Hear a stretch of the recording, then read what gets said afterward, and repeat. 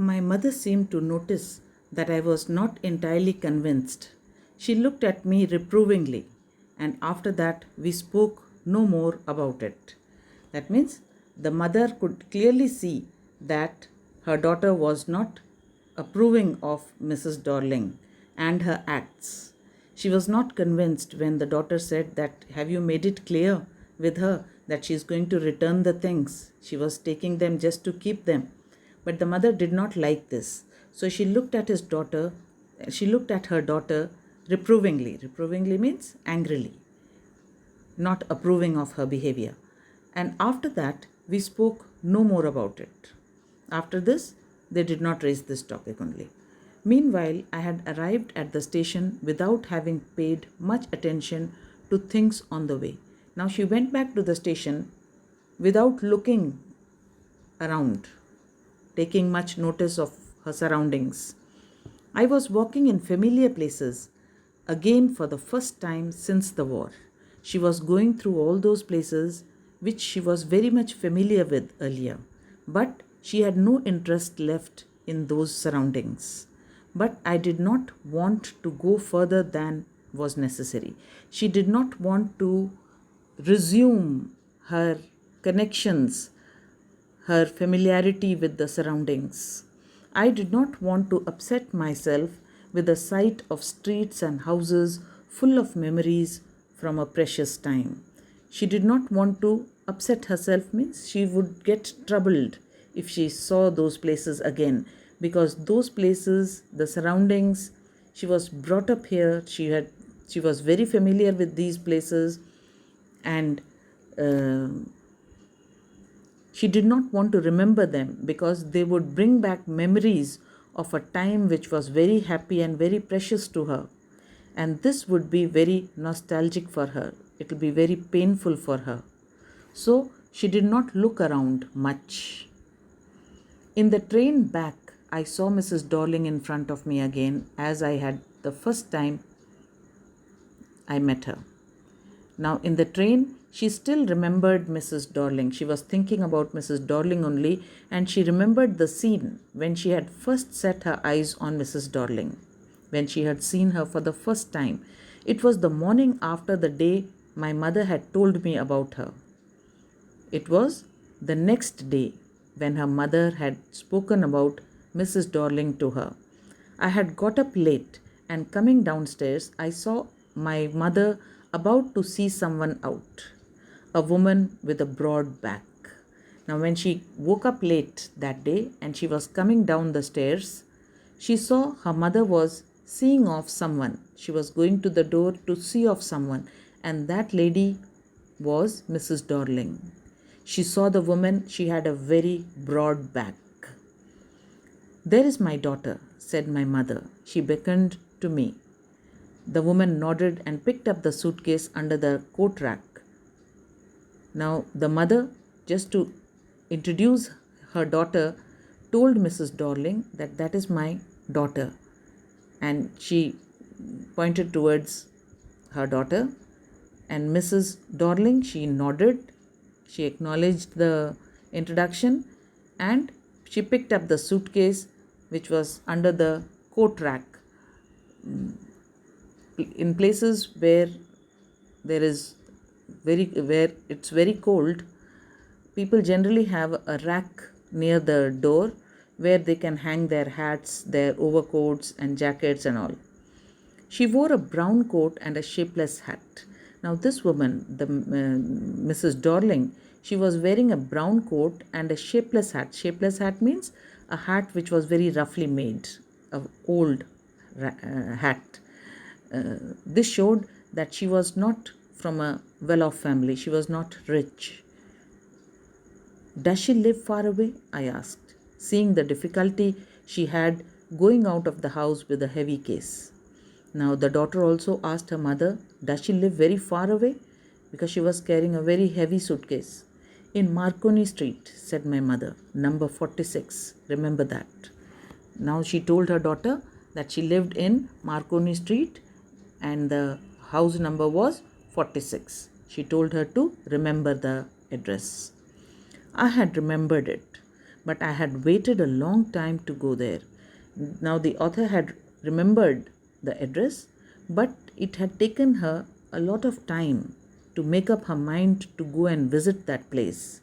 Initially, after the liberation, I was absolutely not interested in all that stored stuff. Now, after the liberation, after the war stopped, and after the country was liberated, it was freed, it got its freedom from the Nazis, and naturally, I was also rather afraid of it. She was not interested in all the old things which were stored, which were kept by Mrs. Dorling, and she was in fact afraid to go and see those things because the memories would flood back, the memories attached to those things. Afraid of being confronted with things that had belonged to a connection that no longer existed. Now, she was afraid to see those things because those things were connected, were related with her mother, and her mother was no more alive. So, she did not want to go through the pain because looking at those things, coming face to face with those things, would bring back memories, happy memories with her mother, which would be very painful for her. So that is why she kept avoiding coming to this place, which were hidden away in cupboards and boxes and waiting in vain until they were put back in their place again. Now, she did not want to come and see these things. She imagined that all those things were kept in cupboards and boxes, they were packed and kept.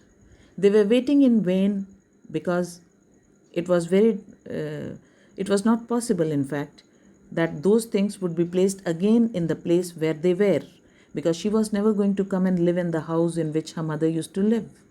So they were just lying there without purpose, waiting as if they would be placed back in their old place, which had endured all those years because they were things. Now, those things had stayed there. They had stayed there because they were just objects. They had gone through all the changes because they were objects. There were no feelings there. But it is very difficult for humans to endure the ups and downs in life. But gradually everything became more normal again. But gradually, they say, time is a big healer. So gradually everything started becoming normal again. Bread was getting to be a lighter color. That means the availability of daily necessities was becoming affordable. Lighter color means which was not beyond means, it was within reach of everybody. During war times, things become very expensive and it becomes very difficult to get them also. There was a bed you could sleep in unthreatened. So the bed you could sleep unthreatened means you could live in a place without any fear, without having the fear of any disturbance. Because in war times, the Jewish people had to go into hiding, they were threatened, they were at risk. Now things were different. Now you could stay in a place and without any fear. A room with a view you were more used to glancing at each day. That means you could stay in one place only. You did not have to keep changing your place like a person does when he is hiding. So you could stay peacefully in a place. You could have your own room, your bed, and you could have your daily necessary things also. And one day I noticed I was curious about all the possessions that must still be at that address. So one day when she was able to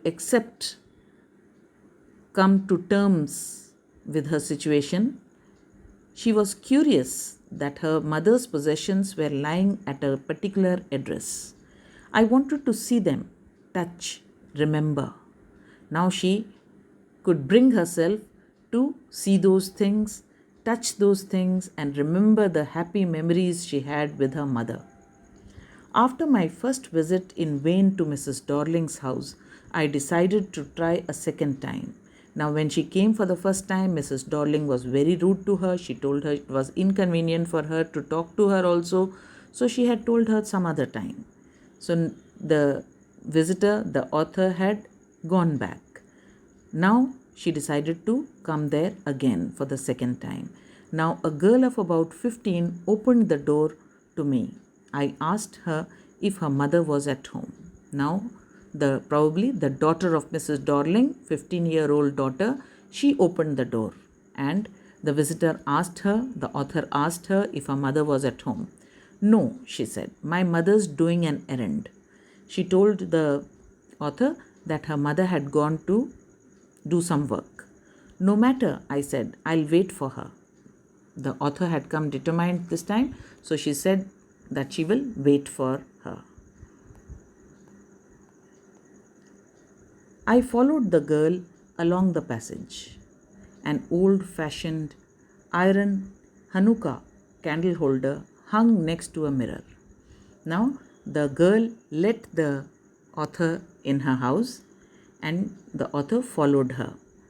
When she went along the passage, she saw an old-fashioned iron Hanukkah. Hanukkah is a candle holder, hanging candle stand. Candle holder, like a chandelier, hung next to a mirror. It was hanging somewhere next to the mirror. We never used it because it was much more cumbersome than a single candlestick. She remembered that the Hanukkah belonged to her mother, and they had never used it because it was very cumbersome. It was very difficult to handle. It was not very convenient to use it as a candle stand. So they used a single candle stand. Won't you sit down? Asked the girl. She held open the door of the living room, and I went inside past her. So the girl asked her to sit, and the author went inside the living room. I stopped horrified. Now, when she went inside, she was horrified.